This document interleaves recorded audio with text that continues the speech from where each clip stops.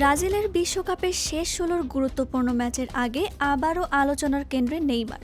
তবে তাকে ঘিরে অনিশ্চয়তা এখনও কাটেনি। কোচ কার্লো আনচেলত্তি জানিয়েছেন নেইমার এখন ৯০ মিনিট খেলার মতো ফিট। তবে ম্যাচের পরিস্থিতি বিবেচনা করেই সিদ্ধান্ত নেওয়া হবে তিনি কতক্ষণ মাঠে থাকবেন।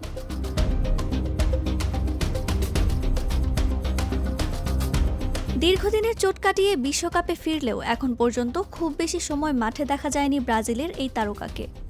স্কটল্যান্ডের বিপক্ষে গ্রুপ পর্বের শেষ ম্যাচে মাত্র ১৪ মিনিট খেলেছিলেন তিনি।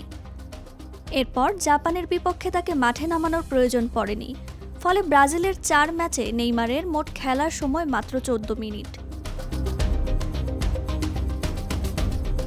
বিশ্বকাপ শুরুর আগে মেসি, রোনালদো, এমবাপ্পে এবং নেইমারকে ঘিরে ছিল সবচেয়ে বেশি আলোচনা। তবে টুর্নামেন্টে এখন পর্যন্ত ব্রাজিলের আক্রমণে নেইমারের অনুপস্থিতিতে দারুণ পারফর্ম করেছেন ভিনিসিয়াস জুনিয়র। এমন পরিস্থিতিতে ভক্ত সমর্থকদের একটাই প্রশ্ন, শেষ ১৬র গুরুত্বপূর্ণ ম্যাচে কি অবশেষে মাঠে দেখা যাবে নেইমারকে, নাকি তিনি আবারও বেঞ্চেই থেকে যাবেন? সেই উত্তর মিলবে ম্যাচ শুরুর পরই।